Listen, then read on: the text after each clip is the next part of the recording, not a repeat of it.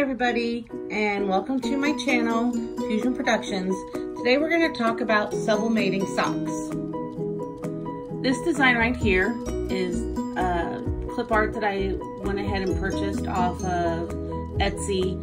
I also purchase art from Font Bundles, Creative Market, any place where I can get a commercial license for. So I put all my little clip art together, and I do my sock sizing about 8 inches long to little under 4 inches wide. This is a 19 by 13 inch paper design that template that I'm using, and then we're going to flip it so that it is reversed, because whenever you print anything, you always want to make sure that it's prints in reverse so that it will press front ways. So here's the design. We send it to the printer and then it prints it out. Let's talk real quick about jigs for socks, or what do you put your socks on? Me, I use a nice firm cardboard. I don't have those big expensive wooden jigs. I do have one. I take that back, I lied to you, I'm sorry. I have one, but I don't really use it. It stretches the socks out a whole lot, and you know, I just don't really use it. The wood gets very, very hot, so it's really hard to touch for a long time. I have found that sock templates that you can make yourself just as easy. Here's a handy dandy little tip. See this taping here? I lined the sides of my sock template with heat press tape. It allows the socks to move up and down very quickly. I can pull them right off right away, and I don't have to let them sit there and cool off. And none of the little fibers from the sock fray if there's any issues with the cutting. What type of socks can you use? You can use any kind of socks that are, as long as they're 100% polyester. Most of the socks that I use, if they're not tube socks, they are the And One brand. They are the ankle socks and the regular crew socks in the men's department. You can get these at Walmart, as far as I know. But it doesn't matter what type of socks you use. This is the type of socks that I prefer because the colors come out bright and they hold up really well in washing. You can get dollar store, Dollar Tree socks. You can go ahead and sublimate on them all day, and they do a fabulous job. However, if you're gonna sell them and you want people to come back to your product over and over and over again, you want something that's not going to fade away when it washes, and it's not going to peel, where you get those little balls and fuzzies all over them. On your cheaper made socks, you will find that after the first washing, the colors just aren't as bright as they used to be. It's not your fault. It's not the sock's fault. It's just how they are, and the material is not woven as tightly. With the And One socks, I've never had a problem, and everything always comes out really bright and pretty. I'll give you an example here. So this is a tube sock that I did.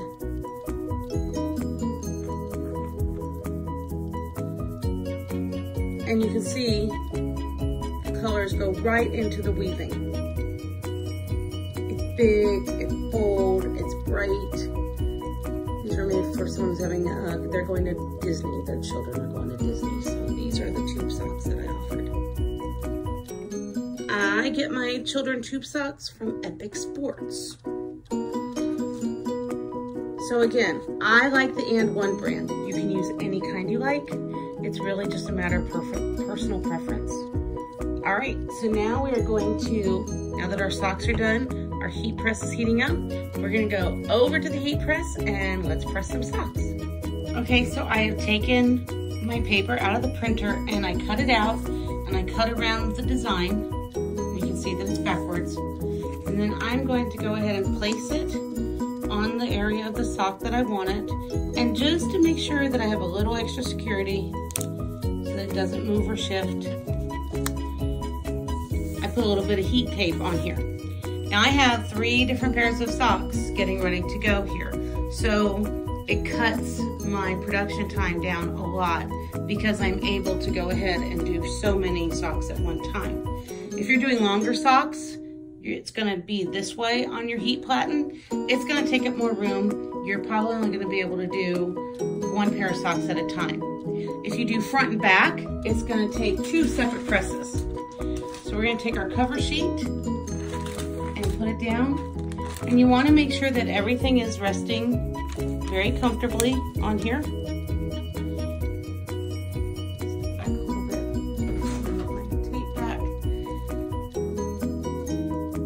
Press is set for 400 degrees and 90 seconds, and my pressure should be about a 4 to 5.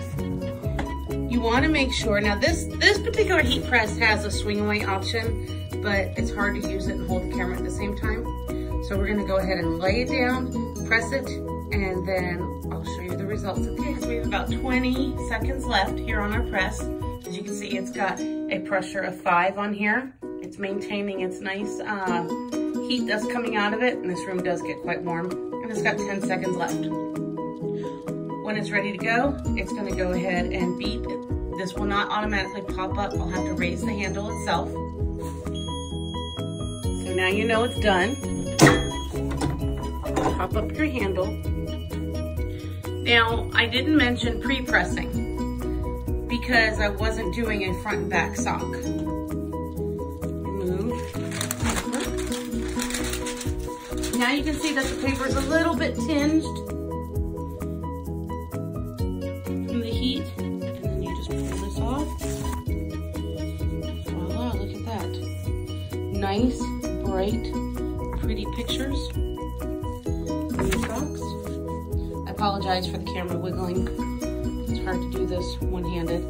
And I got both pairs done at one time. So now I've just made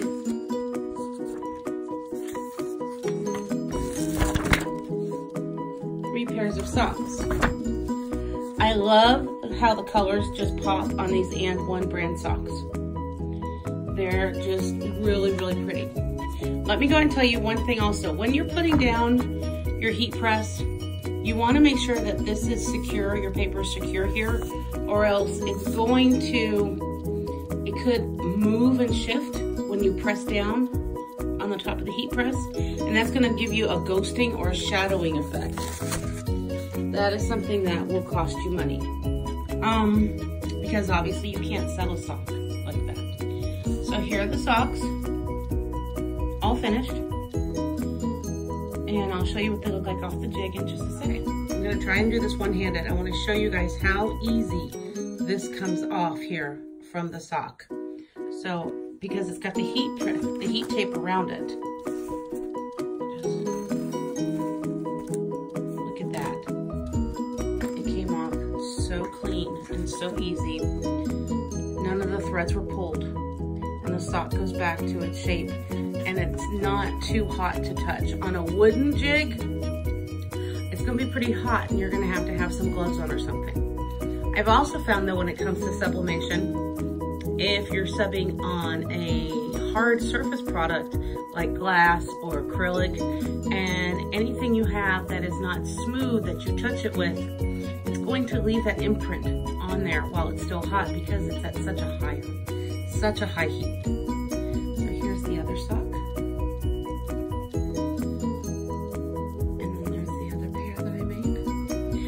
And I'm not doing front and back. If I was doing the back part of a sock, that's where pre-pressing comes in. So let me show you this. You see this crease right here?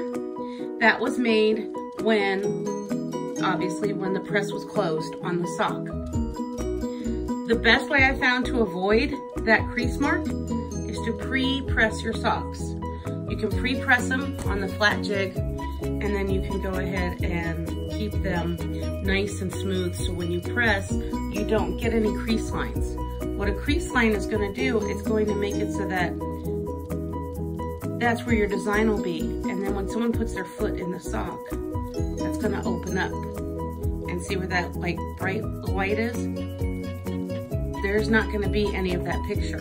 So again, if you're trying to sell socks for retail, you are not going to want to have any kind of flaws or creases because there are a lot of companies out there that mass produce sublimated socks.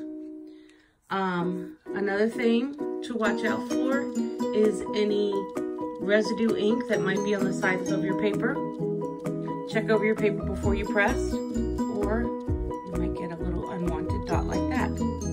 Again, that's not going to come out, and that is not something that you as a professional want to sell to a client. These are socks for me for work, so it doesn't matter. I'm not as picky when it's socks for me, because when someone's looking at it and saying, oh my gosh, those are really great looking socks. Yeah, they are great looking socks. Where did you get them? Oh, I made them. Now you give away your card. Now you have people who want to buy socks from you. I love the colors in this. Look at that. Look how cute this is. A little teddy bear with a heart. Love with the coffee cup on top. That's me. It didn't look like on the paper that these were going to be the bright colors, but they turned out really pretty. So as you get your name out there and people realize you can make any kind of sock, you can design, if you can design it in your design program, you can make it. You can I put up an ad over Christmas time for, on my Facebook page, and shared it with everybody and told them that I could do your dog faces on a sock. I could do your husband's faces on a sock. I could do that for way less. Those companies that promote it around the holidays, they charge $24 a sock. When you tell them that you can save them money by only charging them $15 a sock, they will come running to you because they want to save money. And if you offer discounts for multiple pairs of socks, you see how it goes.